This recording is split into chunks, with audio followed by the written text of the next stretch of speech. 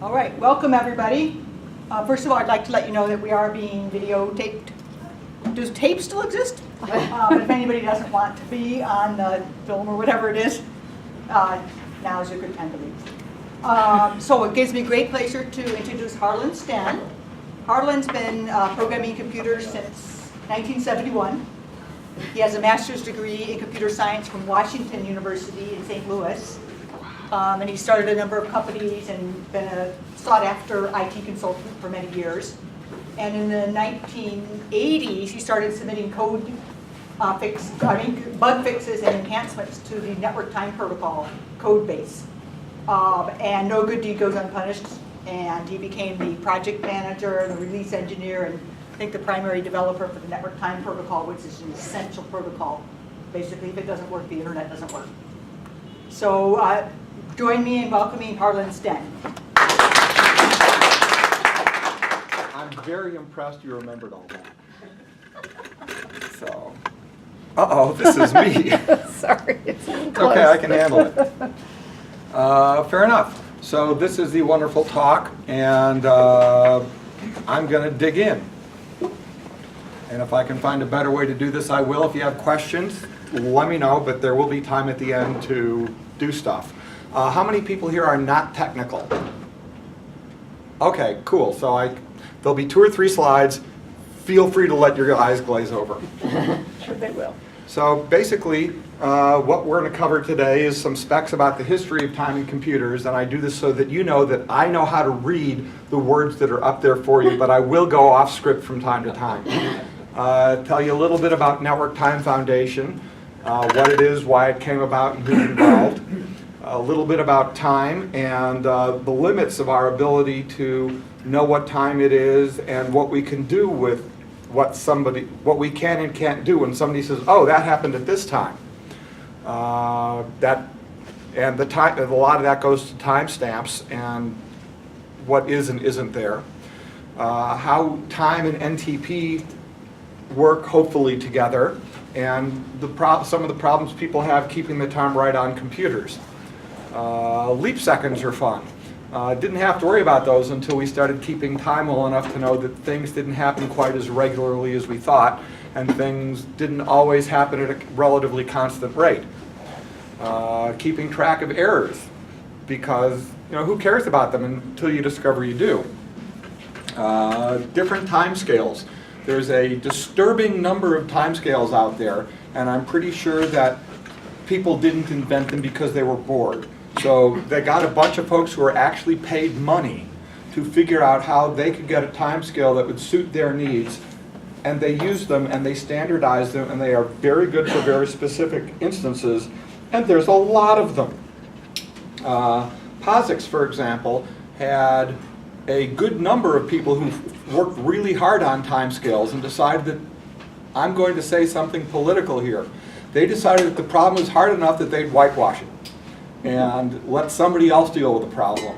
And to me, that's a lovely example in why you don't whitewash things, because if you're in my opinion, if you're standing on the place where the problem needs to be solved and you try to push it off on somebody else, you create significantly greater problems everywhere else than if you just sat down and bit the bullet, to mix some metaphors. Working on having done this for a while, I sort of fell into a hole of putting my money where my mouth was and saying, we can do better about a timestamp. I've studied this stuff long enough that I've got an opinion about it, so I'm going to go ahead and create a new timestamp format and make sure there's enough tools to use it, and it'll solve more problems than it causes. That's my story, and I'm sticking to it. And the trick now is to make that happen. So let's see if this button works. Yes! So time BC, as in before computers. There weren't any for a long time, and there was a really interesting talk from a historian, well, I thought it was interesting, about time over the ages. And people cared about time because, when do you pray? And there's really interesting, to me, stories going back about how he talked about the prayer shawls would have 2 different colors of thread. And in the morning, when you can discern the difference between the 2 colors, then it's time to pray. which of course doesn't work if it's a cloudy day, but I mean if the day isn't cloudy, you get close enough that nobody cares. And that also goes to keeping track of where the moon is, because people lived long enough that they figured out that when the moon goes through, hits this particular rock, because we've studied it for several decades, that means the odds are pretty good we're not going to have another frost. It's time to go ahead and start sticking stuff in the ground. And then people decided they wanted to know, where are we? And if you're living above the equator, you get to see a certain set of stars all year round, and then other stars will be visible or not depending on what time of year it was. And as long as you never went below the equator, you never got horribly lost. Or if you did go below the equator, you made sure you were close enough to shore that you could see where you were. So as time passed, sooner or later folks decided boats were cool, but as soon as you got off away from the side of land, you couldn't figure out where you were unless you knew what time it was, so that you could figure out your longitude. I never studied Latin or any other languages, but the issue of where are you and longitude and latitude was done by this guy, who I'm going to say was Eratosthenes. But I'm sure there are many other ways to pronounce it, some of which may be even more correct. I think he did that around 3 BC or something. And for folks who are really bored, you can look it up on the internet, because that's where the sole source of all human knowledge lives. The reason why time is important, that if your clock is off by 1 second, you're off by almost 1/3 of a mile. And that's sometimes not a big deal if you're somewhere safe. But there's a bunch of places along the coast there where they look the same as some other place that's just a few miles away. But if you head toward one of them, you're fine. You head toward the other one, you're dead. So if you've been away from shore for a while and you don't know what time it is and your clock is off by a minute, you're off by 20 miles. Well, that was thumbnail math, and I hope it was correct. So after BC, we actually had computers, which was all really fun. And when you had one computer, the time was what the time on the computer said it was. And if somebody knew it was wrong, you could make a note in a log, and life was good. Then there became more computers, but we'll get there in a moment. Dave Mills was one of the original, I'll call him an internet pioneer. They were having big wars about how do you let computers know about routing. And this goes to hello versus BGP and not BGP, it was hello and is or something. And there was a giant fight about them, and Dave Mills picked the wrong side, I guess. And so everybody else went off in their way, and he says, well, that's a waste of time. They screwed up for these reasons. I'm going to go find a new problem to think about, and realized that time on computers was a hard problem to crack. And you couldn't just keep the clocks right. And this was back when they actually built computers with clock chips on them that actually did a decent job. So Dave started working on the network time protocol effort sometime in the mid to late 80s. I'm pretty sure I wrote, oh yes, he did this in the early 80s. The NTP project didn't start until the late 80s. And this was all important because Einstein has proven that time is money. So NTP is running around and doing all sorts of interesting things. And it was an ad hoc group of folks who did stuff. And Dave Mills was a fully ensconced professor there. And his word was law, as department heads and other senior professors get to be, which is a truly good and wondrous thing. But the problem was it was done through the university. And the University of Delaware, in particular, would like to say things like, sure, we'll take your money and your equipment, but we're not going to let you know what we're going to do with it, which meant that if somebody wanted to give money to the NTP project, they couldn't guarantee that that's where it would be spent. And if somebody wanted to donate equipment, they couldn't guarantee that it would go to the NTP project. So I wanted to go ahead and start a legal entity, especially as Dave was retiring and the political winds were therefore changing. I mean, if you're not a professor and you don't control a budget and you don't do anything, why should anybody listen to you? I said that in my out loud voice. So I decided it was time to create a nonprofit, and I knew that an NTP foundation wouldn't have a big enough scope because there were other projects on the horizon. Hewlett-Packard had patented technology that involving the speed of an electron through a wire. because, you know, that's patentable stuff, and called it Precision Time Protocol. I think Hewlett-Packard is a fine and wonderful company. And, you know, people make choices based on the realities that confront them. Escaped with that one. So I decided to create a NetworkTime Foundation because the scope was right. I'm not interested. I looked back and saw that, you know, once upon a time, Wells Fargo was a stagecoach company. And, you know, people who were in the stagecoach business didn't do really well. But people who were in the transportation business or the let's move money from here to there business, you know, that's a higher level thing you can go for. So I decided to start a NetworkTime Foundation, and we managed to spend enough money on attorneys that we got ourselves registered as a 501c3, and that was all fine and dandy. I do a little sidestep here. NTP came first, and that keeps the time right inside the computer, inside the operating system. And getting time from inside the computer through the network stack, through any switches and stuff, to somebody else through their network stack, to the inside of their system, there's a bunch of noise in places where things screw up in there. And it makes it tough to keep the time right. PTP came along much more recently, and because electricity travels about a foot a nanosecond, that's a billionth of a nanosecond, a billionth of a second if I remember my zeros correctly, it keeps really great time between the end of your computer through that wire to the end of the computer. But then you've got more noise going from the end of the computer through the network stack into the kernel, into the operating system, to do the rest of it. So there's places where you need the time, places where you know the time is, and various bits of noise in between. And like most any other human endeavor, as more and more crazy people focus on it, you learn more and more ways things work and more ways things don't.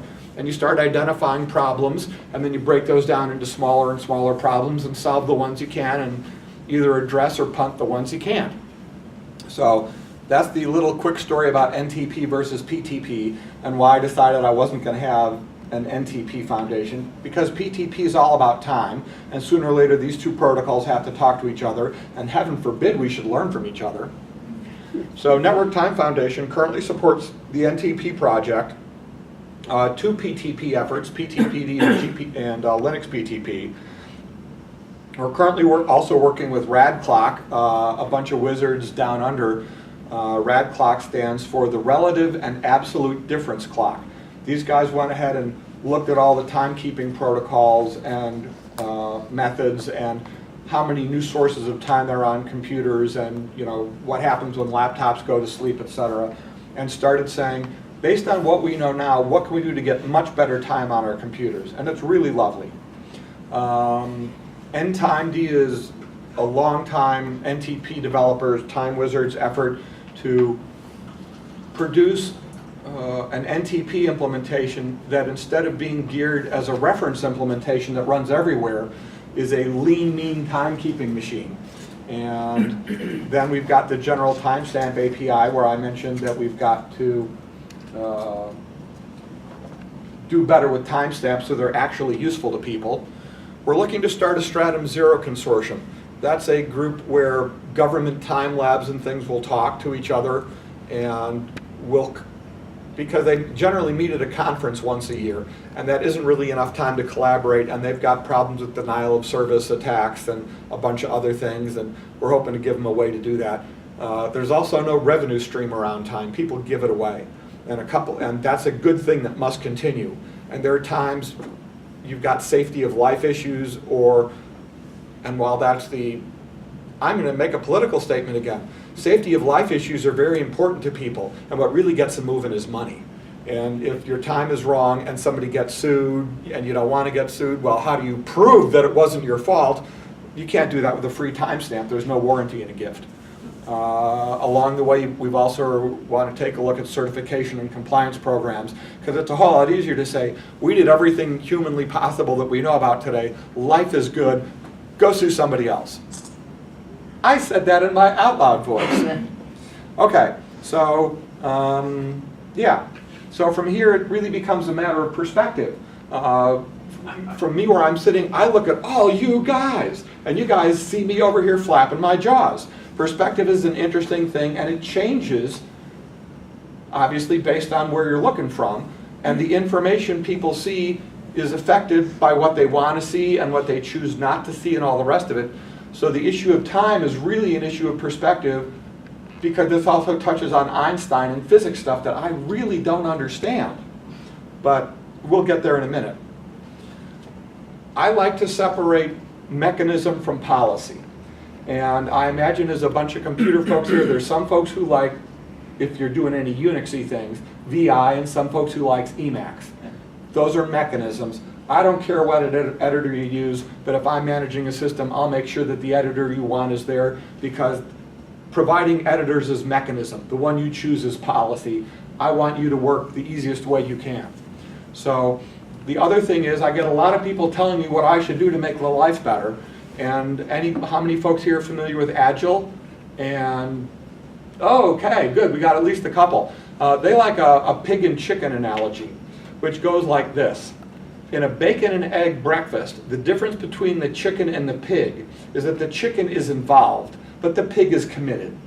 So I like to pay real close attention when somebody tells me what I should do about time as to whether or not they're a chicken and they've got an investment, or they're a pig. And I listen to the pigs more than the chickens because, you know, the pig is committed. To take this another step down the road, a lot of people think they know what they want, and sometimes they're right. And I'm in that class of people who think they know what they want, and sometimes I'm right. Far too often I see in what I'm doing, people think they know what's best for them, and sometimes they're right. Or people will think they know what's best for somebody else, and sometimes they're right. It gets ugly. So we've got wrenches with time. And as clocks improve, the definition of time becomes less clear. I mean, it's great to go ahead and say you start praying when you can discern the color differences in the threads on your prayer shawl.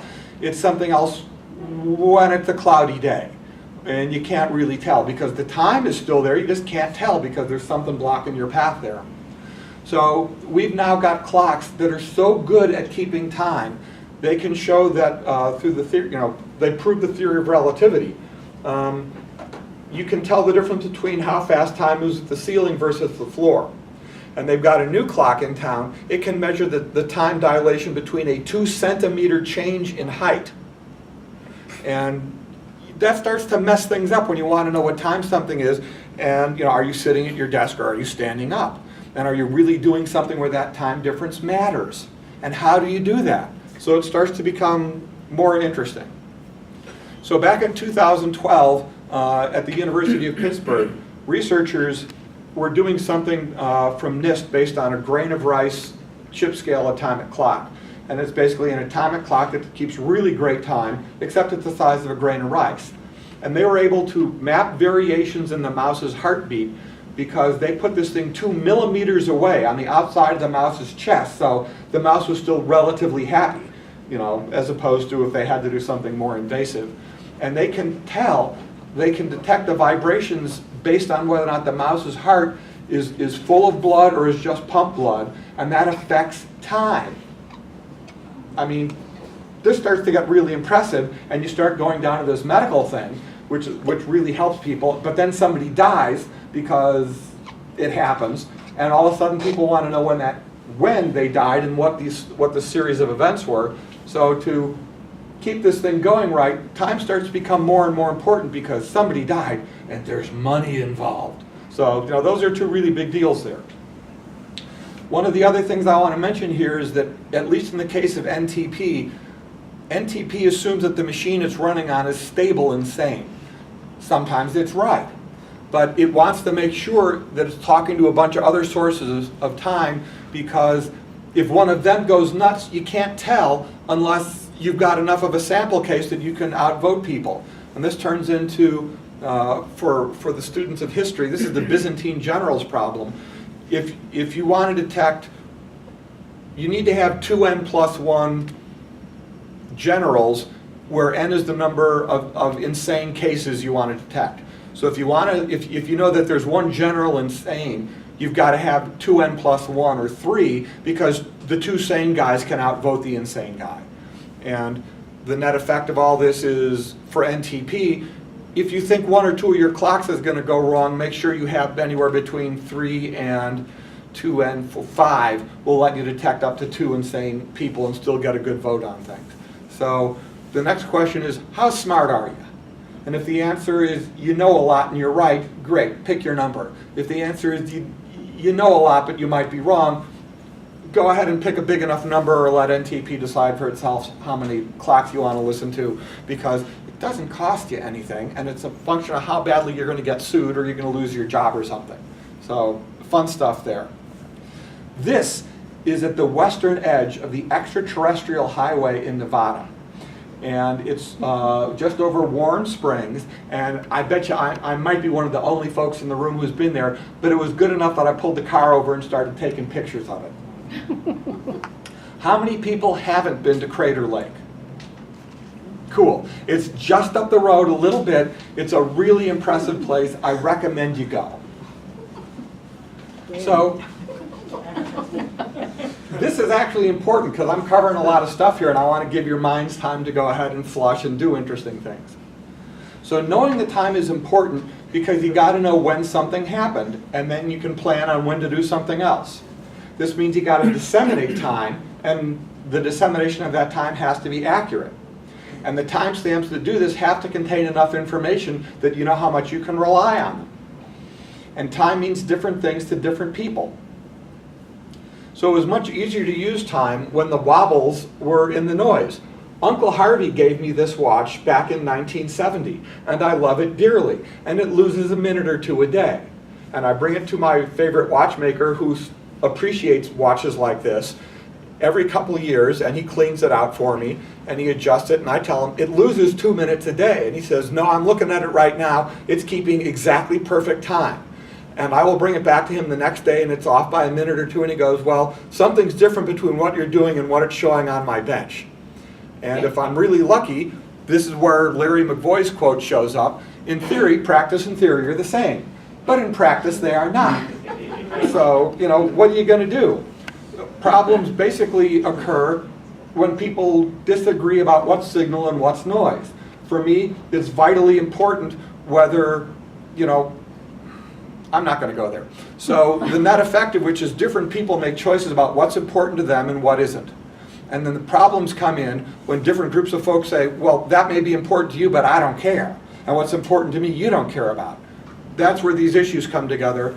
And sadly, for better or worse, I won't say sadly, for better or worse, with network time, I sometimes find myself in the position of deciding I support too many different people's idea of signal and not enough ideas of what people think is noise. And I occasionally make decisions as to what will and won't happen in the NTP project. And sometimes I'm right, and I'm right enough that no one's, you know, decided to do anything horrible to me yet. But people occasionally wonder why I make certain things happen, because I'm fixing a problem that's noise to them, but signal to other people. And with luck, I do this right enough, often enough that, you know, they still think I do a tolerable job. The problem with timestamps is they've evolved from the time when megabytes worth of disk space were huge. And, you know, time when a 4 kilobyte memory on a computer was huge. And so people wanted to keep track of time either down to the second or year, month, day, hour, minute, second, or something like that. And space was really important because, well, you couldn't afford a big timestamp. It would suck up too much space. The problem is when you were sitting with one hospital in one city and you knew what time it was and you were in a hurry, you never bothered to figure out what the time zone was, and you didn't keep anything in UTC because that would require people to do arithmetic in their head and change that arithmetic twice a year. So you kept it in local time, but you never knew if it was daylight savings time or not. And besides, that happens in the middle of the night when no one's awake, except the nurses and folks on call, but you know, that's a little inconvenience once a year or twice a year, who cares? And over the years that got ingrained, and now there's a major hospital in the Northeast, a major teaching hospital, that writes off millions of dollars of work every year because they don't know whether or not it happened between 2 a.m. and 3 a.m. the first time or the second time. The other part of the year, it goes directly from 2 a.m. to 3 a.m., so nothing happened at 2:05, because that time didn't exist once a year. But the other time, no, and you don't want to mess up and say, somebody really did this for an hour and 5 minutes instead of 5 minutes, because you mess with money, you get sued. So the solution to this is, give it away. There's no warranty in a gift. So, yeah, it gets interesting. So the next problem is people like to make airplane reservations. And they do this from all over the place, and it's fine when the plane isn't going to sell out, but when the plane does sell out, you got to make sure who got there first, so you can say they're holding it, tell everybody else no. For that to happen, you have to have monotonic time, time that only increases.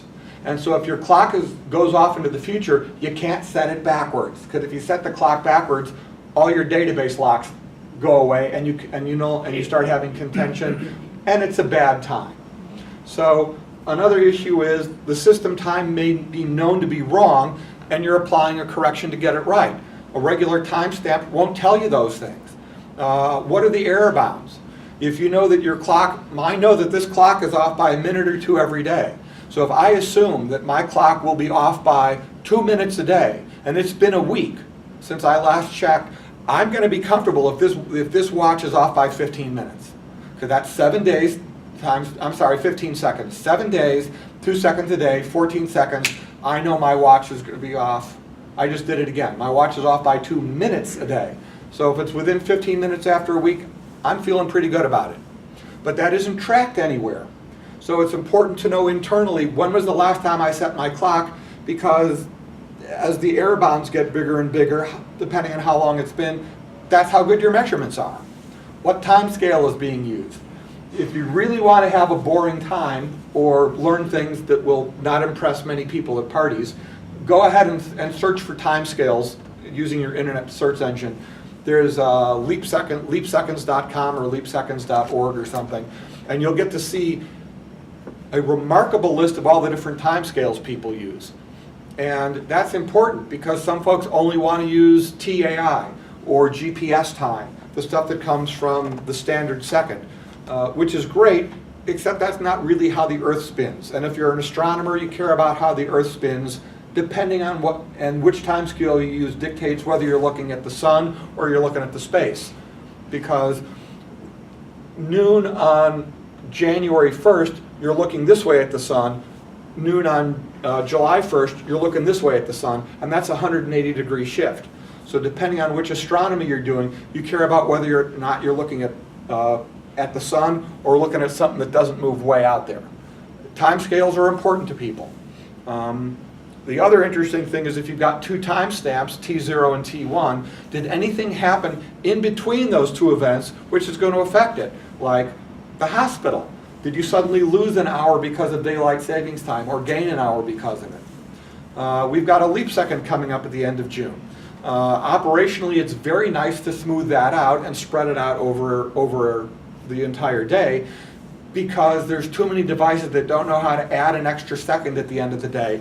And this causes real problems with air traffic control, where some person decided it was much better to do this with systems that couldn't account for the leap second.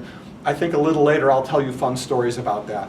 But the problem is UTC requires leap seconds, and that's a legally mandated time scale that people must follow because there's money involved. So it's there. Here we go. As computers get better and better, people start deciding, I don't need to dedicate one machine to one thing. I can have one really big fast machine that runs a lot of little virtual machines inside of it. And they aren't real smooth with time because you're getting slices of time. So it'll run job A for a bit and then run something else depending on threads and all sorts of other cores and other interesting things. But sooner or later, a virtual machine gets suspended even though the stuff that's in it doesn't know, and it gets woken up again and a bunch of things happen. You can also, if I'm paying attention to a machine that I know is very far away, I've got network delays and other fun things that are going on, and if that's on a VM that suddenly teleports itself to another spot on the planet, but the IP address doesn't change, all of a sudden it's running on new hardware with a new base clock, with new network connectivity. I have no idea that my time interactions with that box are going to change because there's no information to be said about that. If I'm sitting here in Medford and I go to the airport on my laptop and I close it and I open up that laptop again, several hours later in a completely different city, my laptop went to sleep. It's going to wake up and go, what time is it? Where am I? And it's eventually going to find out and resync. If I'm really lucky, I will remember, or one of you will remind me, how does this have to affect security certificates on all my browsers and all my sessions? And we'll talk about that a little bit later. So there's an issue of how do you keep track of what time it is? And right now, NTP uses 32 bits for the second and 32 bits for the subsecond. And that's really good for about 136 years worth of counting time, and that gives you resolution down to about 1/4 of a nanosecond, which is generally just swell. If we really wanted to, using 40 bits for the second would be great, because we only get about 4 billion seconds out of 32 bits, and that's good for 136 years. 40 bits is a trillion, and that's good for 35,000 years or so. So I'm guessing that 40 bits would be good enough that if people hated me 36,000 years from now, I'd be sad, but not that sad. If you really wanted to, you could go to 64 bits for either the seconds or the subseconds. 64 bits is really, really big.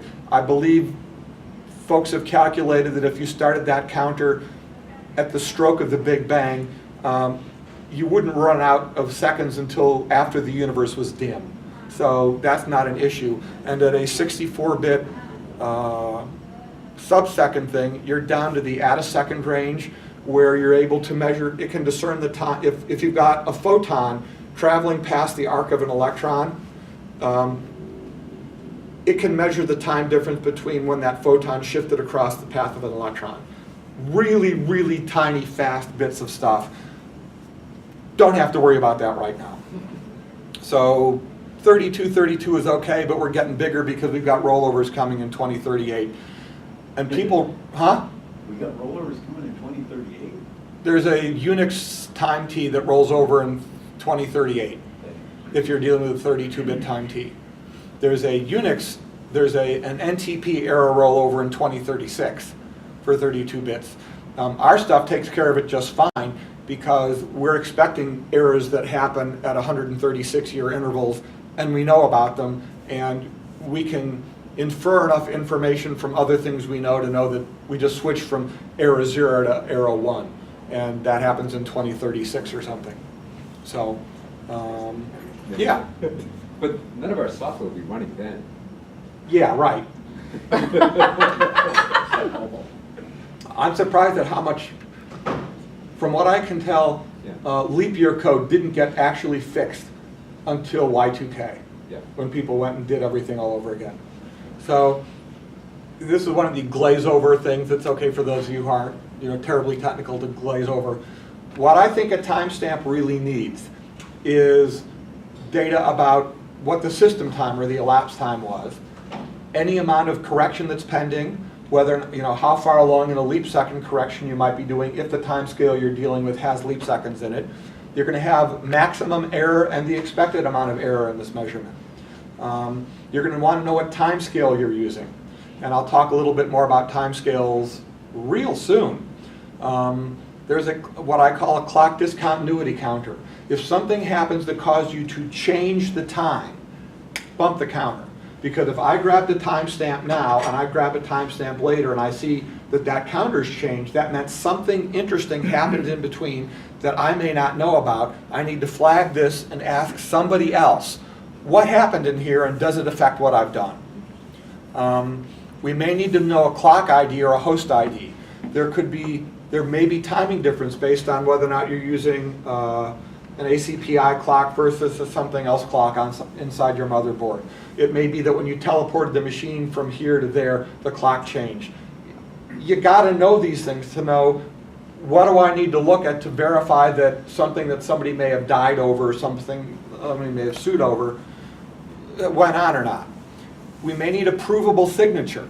If I go ahead and if I want to prove that I did something and I get a signature from NIST or US Naval Observatory that I didn't pay for, they're going to go, we didn't pay for it. You didn't pay for it. You know, have fun with your no warranty. But if I paid them something for that timestamp, and that means they have records and logs and say, yes, we have this record that says you got this time, we gave it back to you, life is good, we're in good shape. So there needs to be a field for people who care about a provable signature. And of course, if you don't have a structure and API version number, who knows when I made a change and whether or not, you know, how to interpret the bits in here. So that was always fun. So this new timestamp structure is really only good if it's built into the operating system kernel, because that's where you're going to get the data anyway. It's got to have library support so that when you're doing database operations or other application things, you can say, I have this timestamp and this timescale, but I need to convert it to some other timescale. How do I do that? And then you've got to have application support. Things like NTP version 5, we're at version 4 right now.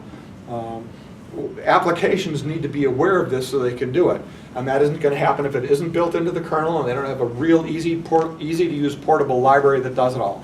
So I think we can get there. This is Devil's Tower, Wyoming. It's a cool place. I like it. This was taken in February. It snowed earlier that morning, and by the time got out to this road here, most of it had gone, but it's still a really pretty place. I recommend it highly. The roads out there will do things like have an arrow pointing to the rock and they'll say 3.2 billion years old, and then 3.6 billion years old as you go to some other thing. Kind of puts things in perspective. This is at Jewel Cave National Monument, not far from Devil's Tower, and these little things that come down are all about this big. So it's really impressive, and it's a really cool place, and I'm looking forward to going back again sometime soon. So NTP needs some updates because it's 20, 30 years old, even though NTP version 4 has been working its way toward an IETF standard for over 10 years' time now. And that isn't because it's an easy thing to do and we're lazy. It's because it's a hard thing to do and people haven't agreed on what all the various bits mean right now. One of the issues is the NTP model expects other participants to play by the same rules. It's sort of like driving. Since we're here in Oregon, you may have noticed if you drive somewhere other than Ashland that the driving rules are a little different. And eventually you learn them, and if you play by other people's rules, life is good. And then you go to San Francisco or the Bay Area where the rules are, I drive like where I came from. I remember the first time I got off a plane and got in a car in the Bay Area, and I said, why are there skid marks every 20 or 30 feet on the highway? So it's important that people play by the same rules. And right now the NTP model expects it, but there are more and more folks out there deciding, I can't play by these rules for some reason.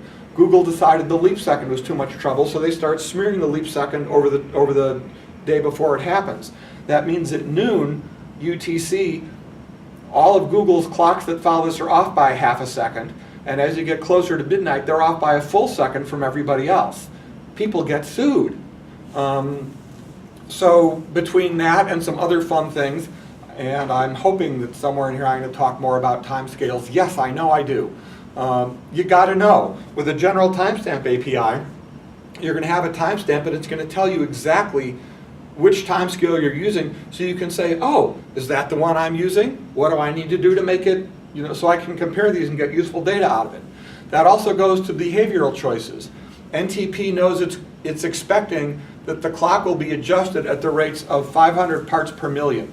That's, I'm going to say that on the slide where I've already done the math, but it means that there's going to be a slow ramp to get something going, and other folks think, well, gee whiz, I'm not going to do that. I'm going to make this thing happen as fast as I can. If you don't drive by the same rules in a distributed system that's effectively phase lock loops and other things, you start wondering, am I insane or are they insane? So it's important to know what rules the other guy's playing by so you know how to interpret their actions. So it's really easy to adjust the time forward, because if you have to have a monotonic clock, you're moving it forward. That's a cool thing to do. You can either adjust the system time, or you can increase the amount of, or you can set the amount of pending correction and let the operating system do it. This is a mechanism policy thing. Either you take care of it, or you tell somebody else you trust to take care of it. It's a policy choice, but the mechanism is there.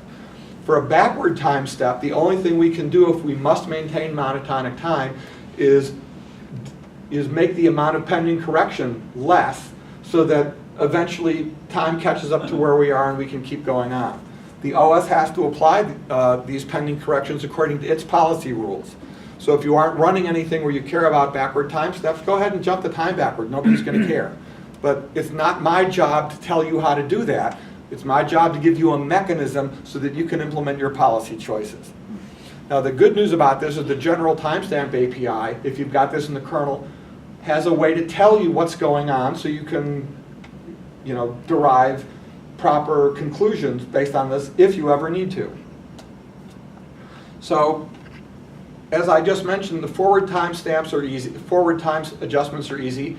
Backward timestamps may or may not. And the really easy way to do that is if you've got to set the time back by a minute, you effectively freeze the clock. And anytime somebody asks you what time it is, you give them the very next smallest increment you can. So time advances very slowly. And once a second, you go, oh look, there's one less second to go. And then once you get to the end of that section, time starts moving forward again at the rate of 1 second per second. So once upon a time, NTP used to report the system's idea of the correct time. That was, what time does the system think it is, plus any correction I know about. 10 years ago or so, Dave Mills decided that was causing more trouble than it was worth at that time and said, we're just going to tell people what we think the time is, and they're going to decide whether or not we're right or wrong and do the right thing. Which was a really good choice then. And now it's not the right choice anymore. So we got to decide what to do. It makes a lot more sense to say, I'm going to tell you my idea of the very best time. We're going to figure it out. It's a horrible whack-a-mole problem I'll tell you about in a little bit. Leap seconds. We get them about once every couple of years, except we went through a period of about 7 years where we didn't have any, and now we've got 2 of them 6 months apart, and isn't this special? So on the left column, you've got UTC, which is the actual time, and you'll notice down there in the middle, we add a 60th second to the minute, or a 61st second because it's 0 to 59. There's a 60th. If you're working on a POSIX system that has Dave Mills' kernel application in it, what that means is once you get to the last second of the day, we start applying an extra second at the rate of 1 second per second, so the clock effectively slows down. Windows can't do that. Windows needs 2 seconds to apply that correction. And the issue is, do you apply that at the 59th second or at the 58th second? If you do it at the 59th second, it means it takes 1 second into the next day before the time is right.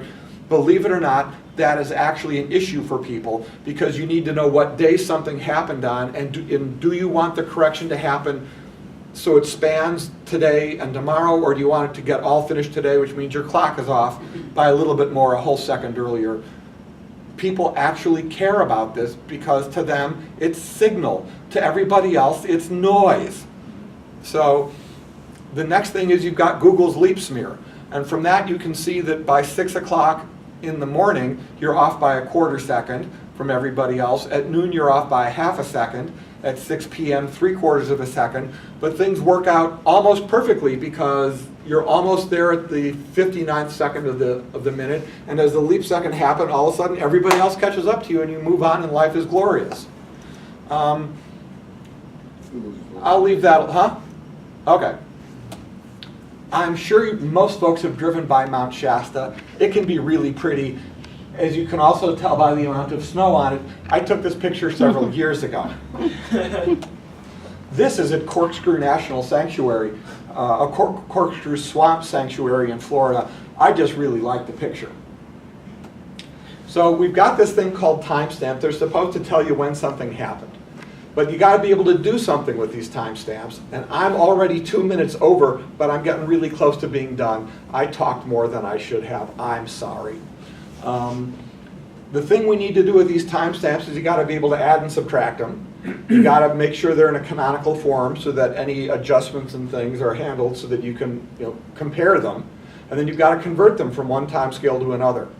And then you've got the issue of an absolute timestamp. What time is it? Versus a difference or a relative timestamp. If you want to know how long it took between this event and that event, that's a difference clock as opposed to an absolute clock. You can calculate that by subtracting 2 absolute timestamps, but your error numbers are going to be huge. This was something that got drummed into me when I took my first physics class in college, and we got to measure the viscosity of air using an air track thing with an electrical wire and a piece of tape, and we had to punch a little button that would send little sparks out, and we let the thing bounce back a few times, and we had to make a bunch of assumptions, like the bounces were all 100% elastic and a bunch of other things. And you've got the little arc coming down from the wire, then it would have a little angle to it. And the net effect of which is everybody in the class was able to calculate the viscosity of air to within an order of magnitude, a factor of 10 of the correct answer. But the error bounds were within a factor of 1,000. And that's when we learned about the importance of error bounds in calculations. And I don't know if one student in that class cares about error bounds to this day, but at least it gave me an appreciation for error bounds and how every time you do an operation, you have to bring that error with you, and that's baggage that grows in a real hurry. So, mentioning that perhaps a little bit more, it goes to how do you know that this thing took 5 minutes, based on the error. It goes to when you want to use absolute clocks and when you want to use a difference clock. So this is a fun thing that even people who aren't too technical are to be able to understand. TA is an absolute timestamp and TD is a difference timestamp. If I subtract two absolute times, I'm going to get a difference. If it's 3:05 to 3, that's 5 minutes. 5 minutes is a difference. 3:05 and 3 o'clock are absolute. If I take an absolute timestamp and I add or subtract a difference from it, I'm going to still get an absolute timestamp out the other side of it. And if I take and do arithmetic on two difference timestamps, I'm going to get a difference timestamp from it. The error budgets here have to be added all along. So what that means is if I know that if my watch says it's 1:18 right now, and that's to within 2 minutes, and I take it 5 seconds later, and I subtract that, my error has just gone to 4 minutes, even though 5 seconds have changed because you have to add the error terms. If I was doing a difference clock, when I started at 0, there's no error. So all of a sudden the error budget gets much more sane, and people get sued less. How's that? So NTP assumes that the clock in your computer or somewhere is going to be good for about 15 parts per million, or it's going to add up at about 15 microseconds per second. So the amount of error you get is going to slope up fairly slowly. And as I mentioned, the initial error budget for a difference timestamp is 0. And otherwise, folks, you generally care more about how big the error is than what the number is. This turns into a signal and noise discussion real fast. Sometimes that error number is going to be signal, and people are going to care that it's 15 parts per million. Other people are going to care, oh, it's 10 to the minus 6th or something like that. So whether or not you're dealing about magnitude versus the number sometimes makes a difference. And figuring out when it's okay to shift from one to the other is amusing. And if you do the wrong one at the wrong time, it doesn't work out so well. The 15 parts per million estimate was an engineering estimate that was made years ago. It may or may not still be correct, and it may or may not still be generally applicable, but we're not going to know unless a bunch of crazy people sit down and actually look at it from a whole bunch of different angles to decide how apropos is this right now. So I mentioned timescales before. You got to have a database of all the timescales people are using, and I'm operating on the belief that it won't be really that hard to disseminate and keep track of these things when Arthur David Olson, who used to work at NIST, until somebody decided that, hey, if somebody's going to copyright Happy Birthday, we can copyright time zone data. And they basically forced him out of his volunteer job because they were going to sue people who used the times, which time zone things were at. And they eventually relented when people called them idiots. But there's actually groups that work on disseminating time zone data, and there's a full international standards process for saying, we've decided we're going to change daylight savings time from March 2nd to March 9th, and you tell them and they put it in the databases and they push it out, and great fun. So you've got a bunch of time scales, and some of them don't change. The TAI stuff and the satellite time hardly ever change, like they don't. Martian Standard Time is a thing that really exists because the scientists like to use a 24-hour clock. but the Martian day is 39 minutes longer than the day is here on Earth. So time advances at a standard rate on Mars. These guys show up to work 39 minutes later every day, because to them it's important that when the sun is overhead at noon on latitude, longitude 0, they know where that is, and that means they know how to point their satellites, their antenna somewhere to send the data back and forth and get things. So Martian Standard Time doesn't change much yet, because they have no geosynchronous satellite time system, so they can't measure the wobbles of time of Mars' rotational issues. So when that happens, there are going to be a few more Martian time scales. We'll figure it out. UTC cares because of leap seconds. As I mentioned, every couple years, on average, we add in another leap second. So that changes every so often. Local time zones change about 20 times a year.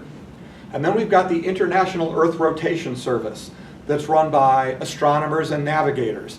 And they measure the rotational changes of the Earth every day. And they have a list of 40 some odd things that they know will affect the rotational speed of the Earth. And then there's things that they can't measure ahead of time, like the circumpolar currents around Antarctica, or the jet stream in which direction it's going, or if an earthquake happens. I'm sure most everybody here has seen a video of an ice skater, and when their arms are out they spin slowly, and as they pull their arms in, things faster. When an earthquake happens, the Earth's metaphorical arms are either going in, which speeds it up, or they go out, which slow it down.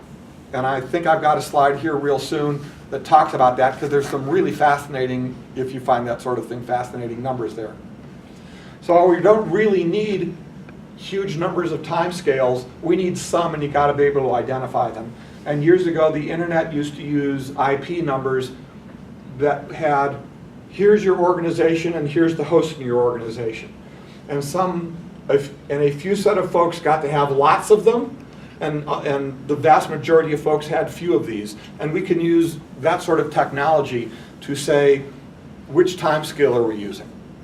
So given what I said before, that means folks like IERS and the other ones that change fast would get one of the very few numbers that lets people make lots of changes, and folks who are doing standard atomic time will get one of the more numbers where they don't have many changes at all, and it just works, and that's really good. IERS, as I mentioned, changes 52, 53 times a year. They forecast what it's going to be, and then a week later they publish what the actual numbers are, and if you need to, you can go back and correct everything. So POSIX decided when they standardized what time would be, that they were going to use absolute event timers, which means that if you set a job to run an hour from now, and then you set the clock forward 2 hours, it's going to run all those jobs right in a hurry. And if you say, I want this to run in an hour, and you set your clock back, it's going to wait until time is caught up, again, to do these things. Some people think that's a bug. Some people think that's a feature. Some people agree with me and say that means they have a crappy mechanism, because there's no way I can implement my local policy about when do I want this thing to happen, because I've only got one choice on these things. So it would be potentially nice to have signals that would let you know if there was a time change or if my computer stopped and I had to wake up, because you've got to resynchronize a bunch of events, and this is going to be one of the times I talk about security certificates. Because if you've been sleeping and you wake up, you may think you've got a secure connection to something, but in the time you were asleep, their certificate may have expired, and you might need to get a new one. This also goes into other fun things like DNSSEC and other things. You can't, if I want to say, I'm going to ask this machine over this machine whose name I know but address I don't, what time it is, but I don't know how to get their address unless I know what time it is. So it may be that I ask somebody, they tell me go to this address. Once I know what the time is, I have to revalidate all my certificates to know whether or not I should have believed that that's who I should have gotten the time from. There's no mechanism to do that right now. We need something like that. So if you don't have good timestamps and you've got poor timekeeping, it can be both inefficient and kind of costly. Back in 2003, there was a power grid failure because they were doing a really crappy job of tracking data around power usage and what happened where and when. So as more and more things got bad, people said, well, I have an idea, let's just turn ourselves off. And that created a bigger load on the folks who were left, and the next thing you know, everything died and we had a power blackout that was kind of massive. There were 20,000 incidents that happened in the final 10 seconds of that event. And that's because they had hundreds, if not thousands, of unsynchronized devices reporting data that they couldn't look at. If there's a plane crash somewhere, you got a black box, a single place where all the data feeds into.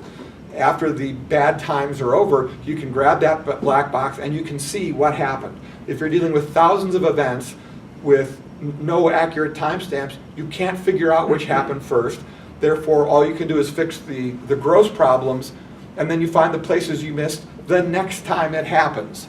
So having accurate timestamps is good for the next time something happens. Another situation, the times are wrong, the overall story is true. Guy shows up at the hospital with chest pains. They descend upon him. They start working on him, and at 2:15, his heart starts fibrillating. So they pull out the machine, they zap him, life is good, he ends up in recovery, he goes home.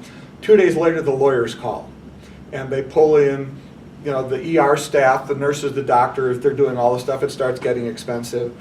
According to your records, his heart started fibrillating at 2:15. But according to the paddle machine, you didn't shock him until 2:26. Why did you deny him medical care for 11 minutes? That's expensive. Not only is it expensive, it also means that if you're dealing with medical stuff, you can't figure out which happened first. And so you can't draw correlative data and improve the quality of medical care if you don't know what the relational events were between things happening. I got called in as my first expert witness case because some guy rear-ended some other guy on the highway because the first guy's truck a ladder flew off the first guy's truck. So you got to know, starting out, that if you're driving behind somebody and you hit him, it's your fault. I'm working for the attorney for the guy who who rear-ended the guy. They won, and one of the reasons they ran is that the guy who had the ladder blow off the truck did a bunch of really stupid things along the way that made it really obvious that an accident was going to happen. The net effect of which is some of the data that they used for this was GPS data from the satellite tracking system in the truck. The thing that they discovered was when they pulled up the highway on Google Earth, there was a really big traffic sign overhead. And they knew from tracking the GPS data that one of the satellites they had was just over the horizon behind them. And so the guys who were saying, oh no, it wasn't our fault even though it was, said, your truck was clearly moving very fast because you were 200 feet down the road when this event happened. And they looked and discovered, no, there's this giant sign here. They had a GPS wizard in, they had two GPS wizards, one in DC, one in Portland. He says, no, this satellite was behind him, so the signal hit the sign, reflected back, and he was really back here 100 feet sooner, not 200 feet, not 200 feet down the road because it bounced off the sign. People care about this stuff. They get sued over this stuff.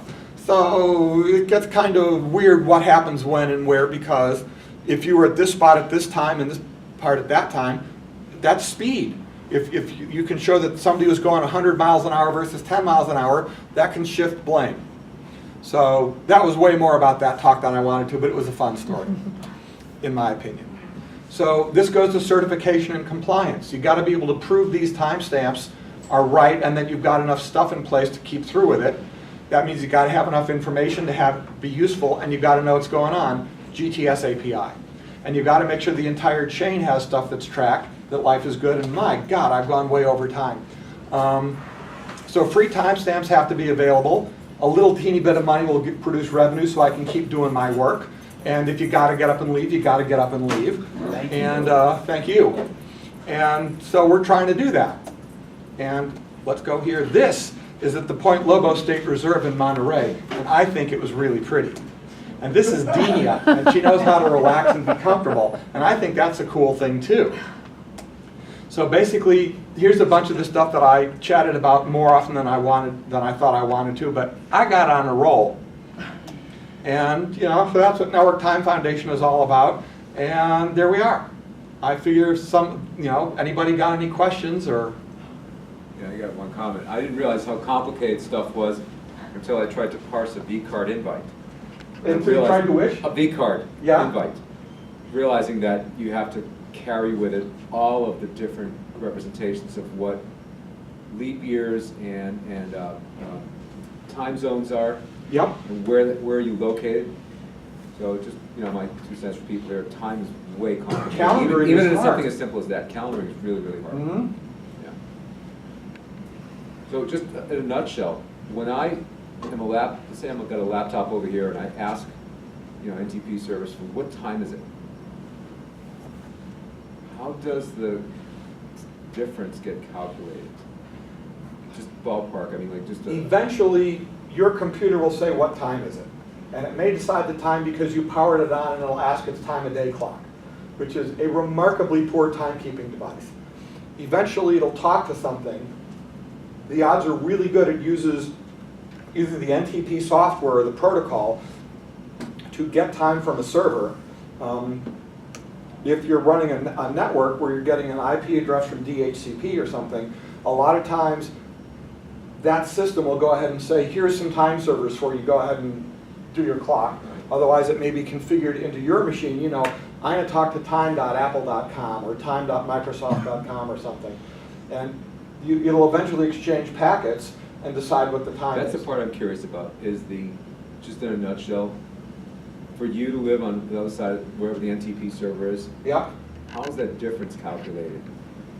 I know what time it is when I ask you what time it is. When you get the packet from me, you stamp it. When you decide to answer me, you've got a third timestamp for when you transmit it. Right. And when I get it back, I get a fourth timestamp when I got it So from I have you. to do that, okay. So we can subtract your 2 timestamps to pull it closer so that we can account for the time you thought about it. I know what the time was. I know what time you got it and what time you sent it. We can do subtractions there to say how long did it take to get between us. The trick is, if there's a symmetric path, Right. it's half. We know what the round trip time is. I can subtract half the round trip time from the time you That's the sent part it. that confuses me, the asymmetric path. Yeah. That screws everything up. Yeah, especially in mobile devices. Yeah.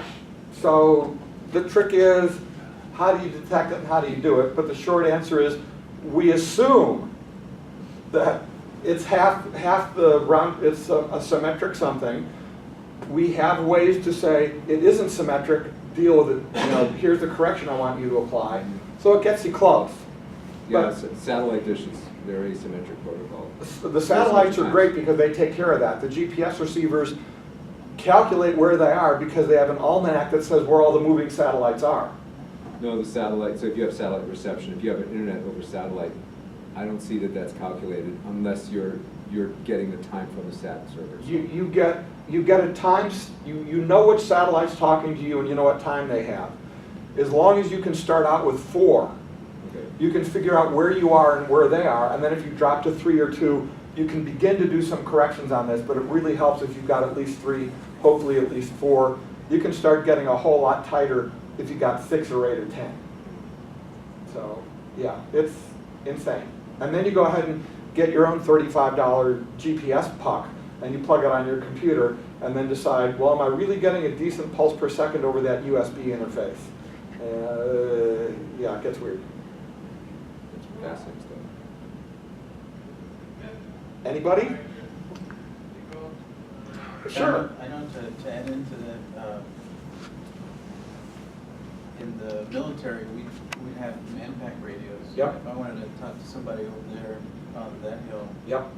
and we couldn't just load crypto keys on the radios and cross our fingers and hope it worked. We'd have to get at least 6 or 7 satellites Yep. going good with a GPS receiver. Oh, yeah. Plug it all together, start it at the same time, set it up, do checks, and then you could go out, and Yes. it would be crystal clear. Yes. But if we didn't do all those things correctly in the right steps, and get our times from the satellites, Yep. and do everything in the right steps, use the right ciphers and everything, Yep. it just wouldn't work. So it's all dependent on That's really That And one piece protocol. the reason you had the trust issue. Yeah, that trust. And if you don't have that, you've got to fall back to other ways